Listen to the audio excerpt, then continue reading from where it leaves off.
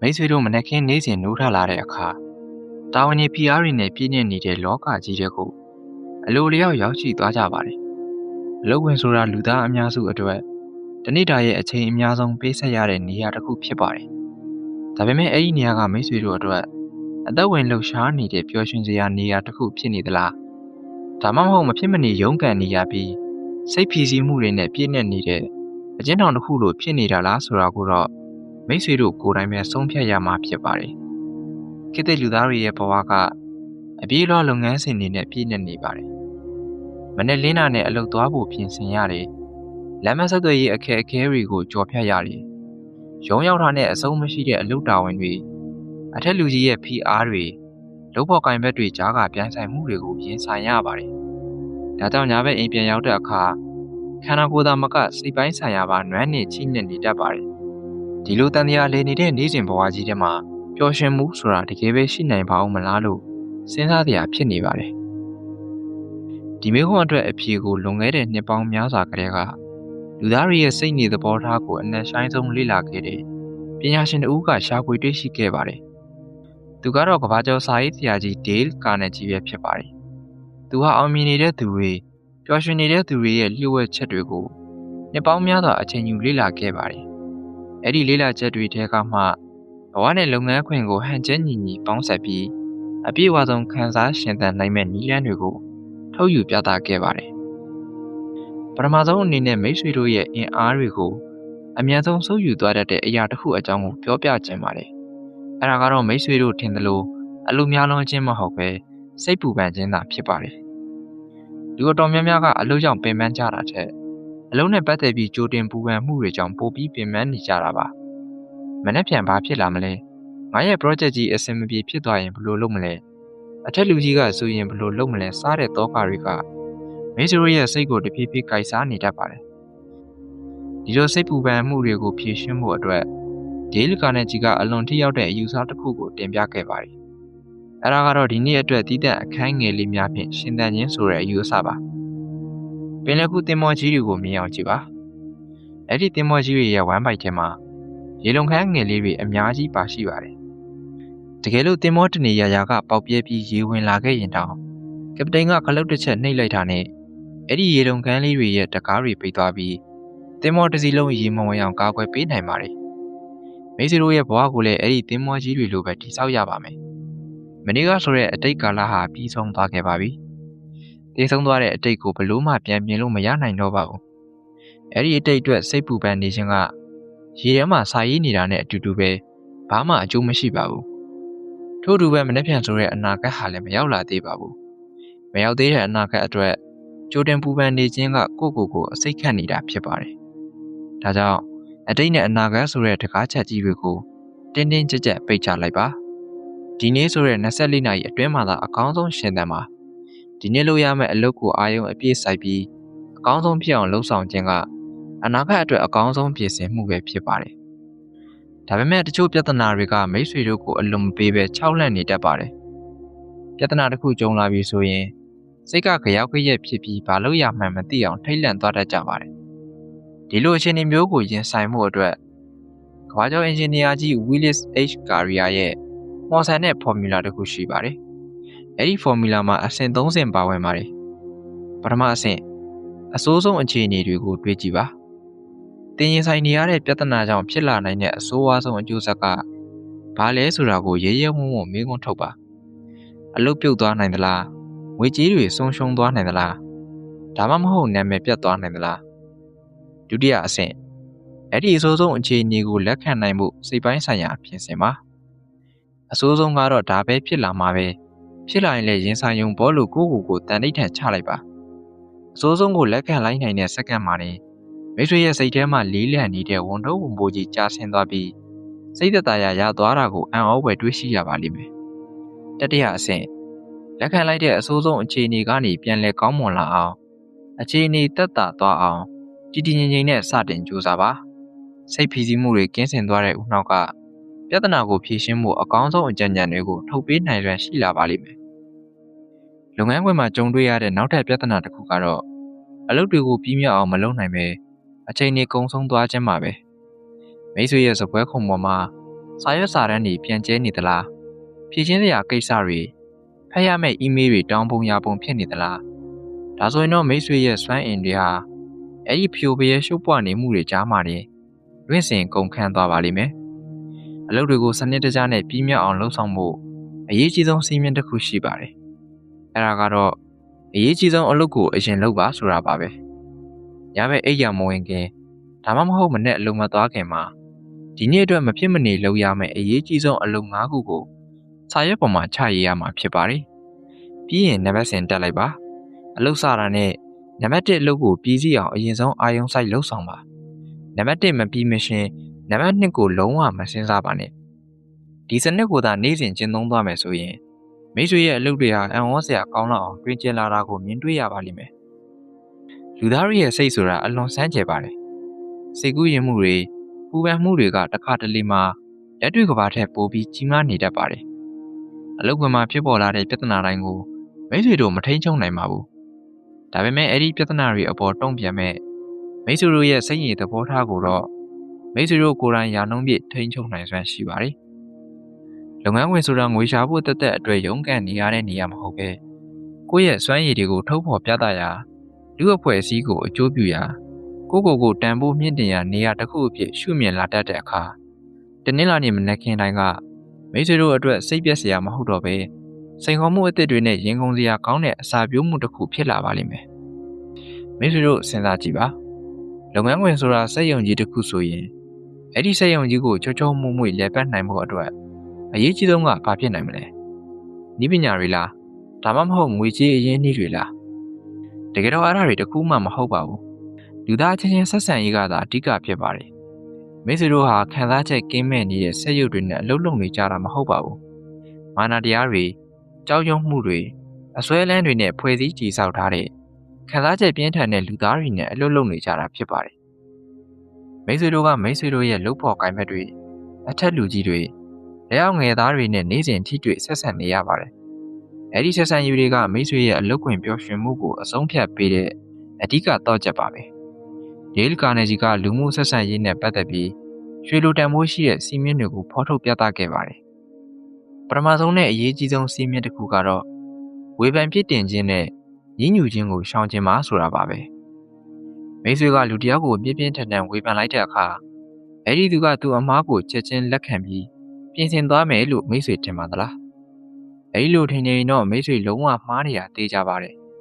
ဝေဖန်ခြင်းကလူတယောက်ရဲ့ကာကွယ်ရေးရန်တရားကိုချက်ချင်းနှိုးချသွားစေပြီးတော့သူ့ကိုယ်သူမှန်ကန်ကြောင်းအကြောင်းပြချက်တွေရှာဖွေကာကွယ်ဖို့တွန်းအားပေးလိုက်တယ်လို့ဖြစ်သွားတာဖြစ်ပါတယ်ဝေဖန်ခြင်းကလူရဲ့အဖိုးတန်လာတဲ့ဂုဏ်သိက္ခာကိုထိခိုက်စေပြီးနာကျင်မှုကိုသာဖြစ်ပေါ်စေပါတယ်မိတ်ဆွေပြည့်လွတ်လိုက်တဲ့ပြင်းထန်တဲ့ဝေဖန်မှုဟာမိတ်ဆွေတို့စီကိုအမုန်းတရားအဖြစ်အစမတိုင်ကြီးမားစွာပြန်လှည့်လာပါလိမ့်မယ်ဒါဆိုရင်အမှားလုပ်တဲ့သူကိုဘယ်လိုပြင်ဆင်ပေးရမလဲအဖေကတော့အဲ့ဒီလူကိုအပြစ်တင်မဲ့အစားသူဘာကြောင့်ဒီလိုလုပ်ခဲ့ရတယ်လဲဆိုတာကိုနားလည်အောင်ကြိုးစားရမှာဖြစ်ပါတယ်နားလည်မှုဟာခွင့်လွှတ်ခြင်းနဲ့ကိုချင်းစာတရားတွေကိုမွေးဖွားပေးပါတယ်လူသားတိုင်းရဲ့ရင်ဘတ်ထဲမှာအလွန်နှက်ဆိုင်တဲ့စာလောင်မှုတစ်ခုရှိပါတယ်အဲ့ဒါကအစာအာဟာရစာလောင်တာမျိုးမဟုတ်ပဲအရေးပါတဲ့သူတယောက်အဖြစ်အတိအမှတ်ပြုခံခြင်းနဲ့ဆန္ဒပဲဖြစ်ပါတယ်မိတ်ဆွေရဲ့လုပ်ဖို့ကိုင်းဘက်တယောက်ယောက်ကအလုပ်တစ်ခုကိုကောင်းကောင်းမွန်မွန်လုပ်ဆောင်နိုင်ခဲ့ရင်မိတ်ဆွေကိုအကူအညီတစ်ခုခုပေးခဲ့ရင်ရိုးသားဖြူစင်တာနဲ့အဲ့ဒီသူကိုလှိုက်လိုက်လဲချီကျူးပေးရမှာဖြစ်ပါတယ်။ညောက်ပင်ပြောဆိုတာမျိုးမဟုတ်ပဲသူ့ရဲ့ကောင်းဝက်ကိုတကယ်မြင်ပြီးတော့တကယ်အတိအမှတ်ပြုပေးတာမျိုးကိုဆိုလိုတာဖြစ်ပါတယ်။တန်မိုးထားအတိအမှတ်ပြုခံရတဲ့ဝန်ထမ်းတစ်ယောက်ကသူ့ရဲ့စွမ်းဆောင်ရည်တွေကိုအစာပေါင်းများစွာတိုးမြင့်လှုပ်ဆောင်ဖို့အသင့်ရှိနေတတ်ပါတယ်။မိတ်ဆွေတို့ရဲ့ရိုးရှင်းတဲ့ကျေးဇူးတင်စကားတစ်ခွန်းဒါမှမဟုတ်ချီးကျူးစကားတစ်ခွန်းကတပားသူရဲ့နှလုံးသားထဲမှာနှစ်ပေါင်းများစွာတိုင်အောင်ရှင်သန်နေနိုင်တဲ့တည်သွားတဲ့ပုတ်ဖြစ်သွားနိုင်ပါတယ်။လုပ်ငန်းဝင်ဆိုတာအမြင်မတူမှုတွေသဘောထားကွဲလွဲမှုတွေအမြဲဖြစ်ပေါ်နေတဲ့နေရာတစ်ခုဖြစ်ပါတယ်။အစည်းအဝေးခန်းထဲမှာပဲဖြစ်ဖြစ်အီးမေးလ်တွေကတဆင့်ပဲဖြစ်ဖြစ်အငင်းပွားမှုတွေဟာအချိန်မရွေးပေါ်ပေါက်လာနိုင်ပါတယ်။ဒါပေမဲ့အငင်းပွားမှုတစ်ခုမှအနိုင်ရဖို့ဆိုတာဘယ်တော့မှမဖြစ်နိုင်ပါဘူးဆိုတာကိုမှတ်ထားရပါမယ်။မိတ်ဆွေကအငင်းအခုံမှာအနိုင်ရသွားခဲ့ရင်တော့တစ်ဖက်လူရဲ့ဂုဏ်သိက္ခာကိုကြာဆင်းသွားစေခဲ့တဲ့အတွက်အဲ့ဒီသူရဲ့မလူလားမှုနဲ့ရန်ညိုးကိုမိတ်ဆွေရရှိသွားမှာဖြစ်ပါတယ်။ဒါကြောင့်အငင်းပွားမှုတွေကိုရှောင်ရှားခြင်းကအကောင်းဆုံးအနိုင်ယူနည်းပဲဖြစ်ပါတယ်။ သဘောထားကွဲလွဲမှုကြုံလာပြီးဆိုရင်ချက်ချင်းဒေါသတကြီးတုံ့ပြန်မဲ့အစားတစ်ဖက်လူရဲ့စကားကိုအဆုံးထိနားထောင်ပေးပါသူတို့ရဲ့ရှုထောင့်ကနေဝင်ရောက်ကြည့်ရှုပေးပါခမားဒီလိုခံစားနေရတာလုံးဝမမားပါဘူးခမားနေရာမှာကျွန်တော်သာဆိုရင်လည်းဒီလိုပဲခံစားရမှာပါဆိုတဲ့စကားတစ်ခွန်းကအဲ့ဒီသူရဲ့ဒေါသမီတောက်ကြီးကိုချက်ချင်းငြိမ့်သက်ပေးနိုင်တဲ့စကားလုံးမျိုးဖြစ်ပါတယ်တခါတလေမှာတော့မိတ်ဆွေတို့ကိုယ်တိုင်ကမတရားတဲ့ဝေဖန်မှုတွေတိုက်ခိုက်မှုတွေရဲ့ပြစ်မှတ်ဖြစ်လာတတ်ပါတယ်ကိုကအလုပ်ကိုကြိုးကြိုးဆာဆာလုပ်နေပေမဲ့နောက်ွယ်ကနေအတင်းအဖျင်းပြောခံရတာမနာလိုမရှုစိတ်တိုက်ခိုက်ခံရတာမျိုးတွေကြုံလာရတဲ့အခါစိတ်ဓာတ်ကျစရာသိကောင်းလာပါတယ်ဒီလိုအချိန်မျိုးမှာဒေးလ်ကာနေဂျီရဲ့နာမည်ကြီးစကားတစ်ခုကိုသတိရပါအဲ့ဒါကတော့တည်နေတဲ့ခွေးကိုဘယ်သူမှမကန်ပါဘူးဆိုတာပဲဖြစ်ပါတယ်လူတွေဟာအရေးမပါတဲ့သူစွမ်းဆောင်ရည်မရှိတဲ့သူကိုဘယ်တော့မှအချိန်ကုန်ခံပြီးဝေဖန်တိုက်ခိုက်နေမှာမဟုတ်ပါဘူးမိတ်ဆွေကိုဝေဖန်နေပြီးတိုက်ခိုက်နေပြီဆိုကြတဲ့ကမိတ်ဆွေဟာသူတို့ထက်တာလွန်နေလို့မိတ်ဆွေဟာအရေးပါတဲ့နေရာတစ်ခုကိုကြောက်နေလို့ပဲဖြစ်ပါတယ်မတရားတဲ့ဝေဖန်မှုဆိုတာတနည်းအားဖြင့်ပြောရရင်ဖုံးကွယ်ထားတဲ့ကြီးကျူးမှုတစ်ခုပဲဖြစ်ပါတယ်ဒါကြောင့်ကိုယ့်ဘော်ကြားရောက်လာတဲ့မတရားတဲ့ဝေဖန်မှုတွေအတွက်စိတ်ဆင်းရဲမခံပါနဲ့ကိုမှန်တယ်လို့ယုံကြည်တဲ့အလုပ်ကိုသာအကောင်းဆုံးဖြစ်အောင်ဆက်လုပ်ပါမိတ်ဆွေရဲ့အောင်မြင်မှုဟာသူတို့အတွက်အကောင်းဆုံးတုံ့ပြန်မှုတစ်ခုဖြစ်လာပါလိမ့်မယ်လုပ်ငန်းခွင်မှာအချင်းချင်းပြုံးပြကြတာနာမည်ကိုမှတ်မိပြီးခေါ်နှုတ်ဆက်ကြတာတစ်ဖက်လူစိတ်ဝင်စားတဲ့အကြောင်းအရာတွေကိုဆွေးနွေးပြီးတာဒီလိုသိငယ်တဲ့အပြုမှုလေးတွေကတကယ်တော့လူမှုဆက်ဆံရေးဆိုတဲ့ဘဏ်အကောင့်တွေကိုနေ့စဉ်ရင်းနှီးမြှုပ်နှံနေတာနဲ့အတူတူပါပဲဒီရင်းနှီးမြှုပ်နှံမှုတွေကမိတ်ဆွေကိုအလုပ်ခွင်မှာချစ်ခင်လေးစားခံရတဲ့ခေါင်းဆောင်တယောက်လုပ်ဖော်ကိုင်မဲ့ကောင်းတယောက်ဖြစ်လာစေပြီးစိတ်ပီစီမှုတွေကိုအလိုလျောက်ပျောက်ကွယ်သွားစေမှာဖြစ်ပါတယ်မိတ်ဆွေတို့ရဲ့ခန္ဓာကိုယ်နဲ့စိတ်ဝိညာဉ်ဆိုတာအလွန်အံ့ဩစရာကောင်းတဲ့ဆက်ဆက်မှုတွေနဲ့တည်ဆောက်ထားတာဖြစ်ပါတယ်အလုပ်ခွင်မှာတစ်နေ့တာလုံးရုန်းကန်ပြီးတဲ့နောက်ညနေပဲအိမ်ပြန်ရောက်တဲ့အခါအဝတ်အစားတောင်မလဲနိုင်တော့အောင်ပင်ပန်းနွမ်းနေတာမျိုးမိတ်ဆွေကြုံမှုပါသလားခြေပြည့်လက်ပြထိုင်ချလိုက်ပြီးငါတော့ဘာမှမလုပ်နိုင်တော့ဘူးအရင်ပင်ပန်းနေပြီလို့ညှိတွားမှုပါသလားဒီလိုပင်ပန်းနွမ်းနေမှုတွေကတကယ်တော့မိတ်ဆွေတို့ရဲ့ခန္ဓာကိုယ်ကအလုပ်ကြိုးစားလို့ဖြစ်လာတာတသက်မဟုတ်ပါဘူးဆေးပညာရှင်တွေရဲ့လေ့လာတွေ့ရှိချက်တွေအရလူတစ်ယောက်ရဲ့ပင်ပန်းနွမ်းနေမှုရာခိုင်နှုန်းတော်များများကကိုယ်ကာယလှုပ်ရှားမှုကြောင့်မဟုတ်ပဲစိတ်ပိုင်းဆိုင်ရာအခြေအနေတွေကြောင့်ဖြစ်ပေါ်လာတာလို့ဆိုပါတယ်ဒေးလ်ကာနေဂျီကဒီအချက်ကိုအလွန်စိတ်ဝင်စားစရာကောင်းတဲ့ရှုထောင့်ကနေတင်ပြထားပါတယ်သူကပင်ပန်းနွမ်းနေမှုမဖြစ်ပေါ်ခင်ကြိုတင်အနားယူပါဆိုတဲ့ရွှေစည်းမြင့်ကိုချမှတ်ပေးခဲ့ပါတယ်တာမန်အားဖြင့်မိတ်ဆွေတို့ကပင်ပန်းလာမှအနားယူတတ်ကြပါတယ်ဒါပေမဲ့အဲဒီလိုပင်ပန်းသွားရတဲ့အခြေအနေကနေမူလဆွမ်းရင်ပြန်ရအောင်အနားယူရတဲ့အချိန်ကပင်ပန်းခင်ကြိုတင်အနားယူလိုက်တဲ့အချိန်နဲ့အစာပေါင်းများစွာပိုကြတတ်ပါတယ်မိတ်ဆွေတို့ရဲ့နှလုံးသွေးကြောဖွဲ့စည်းပုံကိုပဲကြည့်ပါနှလုံးကတစ်နေ့ကိုအချိန်ပေါင်း1000နဲ့ချီပြီးခုန်နေရပေမဲ့ဘယ်တော့မှမပင်ပန်းသွားပါဘူးဘာကြောင့်လဲဆိုတော့နှလုံးဟာတစ်ချက်နဲ့တစ်ချက်ခုန်တဲ့ကြားကာလအချိန်တိုလေးမှာအပြည့်အဝအနားယူလိုက်လို့ပါပဲအဲဒီလိုအနားယူမှုလေးတွေစုပေါင်းလိုက်တဲ့အခါနှလုံးဟာတစ်နေ့တာရဲ့သုံးပုံတစ်ပုံခန်းကိုအနားယူနေတာနဲ့တူညီပါတယ်ဒါကြောင့်အလုပ်ခွင်မှာတစ်ဆက်တည်းအလုပ်တွေဖိလုပ်နေမှာအစားတစ်နာရီတစ်ခါလောက်မျက်စိမိပြီး9မိနစ်ခန့်ညီငြိမ်လေးထိုင်နေတာမျိုးထိုင်ကုန်ကနေထပြီးလမ်းလျှောက်တာမျိုးကြွက်သားတွေကိုရှော့ချပစ်လိုက်တာမျိုးတွေလုပ်ပေးတင်ပါတယ်ဒီလိုအချိန်တိုလေးတွေကြိုတင်အနားယူပေးခြင်းကမိတ်ဆွေရဲ့နေစဉ်စွမ်းဆောင်ရည်ကိုအံ့ဩစရာကောင်းလောက်အောင်တိုးတက်လာစေပါလိမ့်မယ်ဒါအပြင်မိတ်ဆွေတို့ရဲ့အင်အားတွေကိုအမြန်ဆုံးခန်းချောက်သွားစေတဲ့နောက်ထပ်တရားခံတအူရှိပါသေးတယ်အဲ့ဒါကတော့ညီငွေမှုပဲဖြစ်ပါတယ်မိတ်ဆွေစဉ်းစားကြည့်ပါတခါတလေမှအလုပ်စပွဲမှာဘာမှသိမလို့ရပဲထိုင်နေုံတက်တက်နဲ့တည်းမိတ်ဆွေဟာအရန်ပင်ပန်းနေတတ်ပါတယ်ဒါပေမဲ့အဲ့လိုပင်ပန်းနေတဲ့အချိန်မှာပဲမိတ်ဆွေအရန်ဝါသနာပါတဲ့ကိစ္စတစ်ခုဥပမာတငယ်ချင်းတွေနဲ့ဘောလုံးကန်ဖို့ဒါမှမဟုတ်စိတ်ဝင်စားတဲ့ရုပ်ရှင်သွားကြည့်ဖို့ဖုံးဝင်လာပြီးဆိုပါစို့မိတ်ဆွေစီမှာခုနကပင်ပန်းနေတဲ့တန်တွေဟာချက်ချင်းပျောက်ကွယ်သွားပြီးအာရင်တွေဘယ်ကနေဘလို့ရောက်လာမှန်းမသိရောက်လာတာကိုသတိထားမိပါလိမ့်မယ်ဒါဟာဘာကိုပြသနေတယ်လဲဆိုရင်မိတ်ဆွေရဲ့ပင်ပန်းမှုကခန္ဓာကိုယ်ကပင်ပန်းတာမဟုတ်ပဲလုံနေရတဲ့အလုပ်ပေါ်စိတ်ဝင်စားမှုကင်းမဲ့ပြီးညှင်းငွေနေတဲ့စိတ်ရဲ့ပင်ပန်းမှုသာဖြစ်တယ်ဆိုတာကိုသက်သေပြနေတာဖြစ်ပါတယ်ဒါဆိုရင်ညှင်းငွေစရာကောင်းတဲ့အလုပ်တွေကိုဘလို့ရင်ဆိုင်ရမလဲအဖြေကတော့တက်တက်ကြွကြွရှိရန်ဆောင်ရမှာပဲဖြစ်ပါတယ်ဒေးလ်ကာနေဂျီအကြံပြုထားတာကတော့တင်လုံးနေတဲ့အလုပ်ကဘလောက်ပဲညှင်းငွေစရာကောင်းနေပါစေအဲ့ဒီအလုပ်ကိုကဘာပေါ်မှာစိတ်ဝင်စားစရာအကောင်းဆုံးအလုပ်တစ်ခုလို့သဘောထားပြီး ဟန်ဆောင်လုပ်ကြည့်ပါဟန်ဆောင်ပြီးပြုံးပါဟန်ဆောင်ပြီးတက်ကြွနေပါဟန်ဆောင်ပြီးအာယုံစိုက်ပါဆိုတာပါပဲအယုံစရာကောင်းတာတစ်ခုကလူရဲ့စိတ်ပိုင်းဆိုင်ရာနဲ့ရုပ်ပိုင်းဆိုင်ရာဟာတစ်ခုနဲ့တစ်ခုဓာတ်ရိုက်ဆက်သွယ်နေတာပါပဲသင်ကတက်ကြွနေဟန်ဆောင်လိုက်တဲ့အခါသင်ရဲ့ဦးနောက်ကတကယ်ပဲတက်ကြွနေရလို့ထင်မှတ်သွားပြီးတော့ခန္ဓာကိုယ်ရဲ့ကိုစွမ်းအင်တွေဟော်မုန်းတွေစတင်ထုတ်လုပ်ပေးပါတယ်အဲ့ဒီအခါသင်ဟန်ဆောင်နေတာမဟုတ်တော့ပဲတကယ်ကိုတက်တက်ကြွကြွဖြစ်လာပါလိမ့်မယ်အလုပ်တစ်ခုကိုစိတ်ပါလက်ပါနဲ့တက်တက်ကြွကြွလှုပ်ဆောင်ခြင်းကအလုပ်ပြင်းမြောက်မှုကိုမြန်ဆန်ရုံသာမကသင်ရဲ့စိတ်ဖိစီးမှုနဲ့ညီးငွေ့မှုတွေကိုလည်း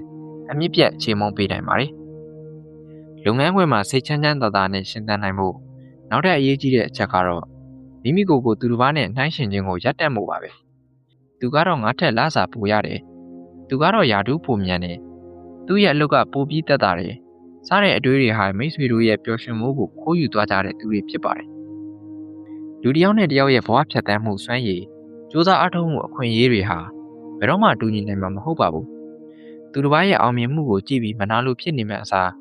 မိမိစီမှာလက်ရှိပိုင်ဆိုင်ထားတဲ့အရာတွေမိမိလုံနိုင်တဲ့စွမ်းရည်တွေကိုကြည့်ပြီးကျေးဇူးတင်တတ်တဲ့စိတ်ကိုမွေးမြူရမှာဖြစ်ပါတယ်နေ့စဉ်အိပ်ယာမွေခင်ဒီနေ့အတွက်ကျေးဇူးတင်စရာကောင်းတဲ့အရာ၃ခုလောက်ကိုစဉ်းစားကြည့်ပါအလုပ်အဆင်ပြေသွားတာလုပ်ဖို့ကိုင်းမဲ့တယောက်ယောက်ကကော်ဖီတိုက်တာဒါမှမဟုတ်အိမ်အပြန်လမ်းမှာကောင်းကင်ကြီးသားရနေတာလေးတွေကအစကျေးဇူးတင်စရာတွေကြီးပါပဲမိတ်ဆွေတို့ဟာဒီကမ္ဘာပေါ်မှာနှစ်ပေါင်းများစွာထာဝရနေထိုင်သွားရမယ့်သူတွေမဟုတ်ပါဘူးအလုပ်ဆိုတာမိတ်ဆွေတို့ဘဝရဲ့အရေးပါတဲ့အစိတ်ပိုင်းတစ်ခုဖြစ်ပေမဲ့အလုပ်ဟာဘဝတစ်ခုလုံးတော့မဟုတ်ပါဘူးလုပ်ငန်းခွင်မှာကြုံတွေ့ရတဲ့အခက်အခဲတွေအထက်လူကြီးရဲ့စူပူကျိမ်းမောမှုတွေလုပ်ဖို့ကိုင်ဘက်တွေရဲ့နားလည်မှုလွဲမှားတာတွေစီးပွားရေးအဆင်မပြေမှုတွေ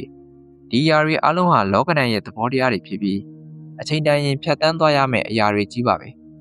လွန်ခဲ့တဲ့တစ်နှစ်ကမိတ်ဆွေအလွန်တရာစိတ်ပူပန်ခဲ့တဲ့ပြဿနာတစ်ခုကိုအခုပြန်စဉ်းစားကြည့်ပါအဲ့ဒီပြဿနာကအခုအချိန်မှာဘာမှအရေးမပါတော့တာကိုမိတ်ဆွေတွေ့ရပါလိမ့်မယ်ထို့အတူပါပဲဒီနေ့မိတ်ဆွေရင်ဆိုင်နေရတဲ့တောကတွေဟာလည်းမကြခင်မှာအတိတ်ရဲ့အရေးအယောင်တွေအဖြစ်မင်းမိန်ပြောက်ကွယ်သွားပါလိမ့်မယ်ဒါကြောင့်အလုပ်လုပ်တဲ့အခါအကောင်းဆုံးကြိုးစားလုပ်ဆောင်ပါဒါပေမဲ့အဲ့ဒီအလုပ်ရဲ့ရလဒ်တွေအပေါ်မှာအလွန်အမင်းတွေ့တာဆွဲလန်းပြီးကိုယ့်ရဲ့စိတ်ချမ်းသာမှုကိုအပြည့်အစုံမခံပါနဲ့အခက်အခဲတွေကိုရင်ဆိုင်ရတဲ့အခါပြုံးပြုံးလေးသာရင်ဆိုင်ပါမိတ်ဆွေရာတန်ဖိုးရှိတဲ့လူသားတစ်ယောက်ဖြစ်တယ်ဆိုတာကိုအမြဲတတိရပါမိတ်ဆွေရဲ့နေ့စဉ်ဘဝကိုတဲနိုင်တစ်ခုလိုသဘောထားပါတဲနိုင်ရဲ့အပေါ်ပိုင်းမှာတဲဝင်လေးတွေအများကြီးရှိနေပေမဲ့အလဲကကျင်းမြောင်းတဲ့အပေါက်လေးတွေကိုတော့ဒီချိန်မှာတဲတပွင့်သာကြာဆင်းနိုင်ပါတယ်မိတ်ဆွေတို့ရဲ့ဘဝဟာလည်းဒီလိုပါပဲမနှက်ဖြန်တွေအနာဂတ်တွေဆိုတဲ့တာဝန်တွေဘလောက်ပဲများပြားနေပါစေမိတ်ဆွေတို့ဟာအချိန်တစ်စက္ကန့်မှာအလုပ်တစ်ခုကိုသာအကောင်းဆုံးလုပ်ဆောင်နိုင်ပါတယ်ဒီချိန်မှာတဲတပွင့်ဒီချိန်မှာအလုပ်တစ်ခုဒီလိုတီတီငြိမ်ငြိမ်နဲ့ဖြတ်တန်းသွားမယ်ဆိုရင်မိတ်ဆွေတို့ရဲ့ဘဝဟာဖိအားတွေကင်းစင်ပြီးအတိတ်ပဲရှိတဲ့အောင်မြင်မှုတွေနဲ့ပြည့်နှက်လာပါလိမ့်မယ်ဒေးလ်ကာနယ်ဂျီရဲ့လက်ညွှန်ချက်တွေကနားထောင်လိုက်ရုံသက်သက်နဲ့ပြီးသွားမယ့်အရာတွေမဟုတ်ပါဘူးမိတ်ဆွေတို့ရဲ့နေ့စဉ်လုပ်ငန်းခွင်မှာလက်တွေ့ဘဝမှာအသက်သွင်းပြီးကျင့်သုံးရမယ့်အမှုပညာတစ်ရပ်ဖြစ်ပါတယ်ဒါကြောင့်အခုပဲစတင်လိုက်ပါမိတ်ဆွေရဲ့အတွေးခေါ်တွေကိုပြောင်းလဲလိုက်ပါမိတ်ဆွေရဲ့ဘဝနဲ့မိတ်ဆွေရဲ့အလုပ်ကိုအပြည့်အဝဆုံးချစ်မြတ်နှူးစွာခံစားရှင်သန်လိုက်ဖို့အကြံပြုပေးလိုက်ပါရစေခင်ဗျာ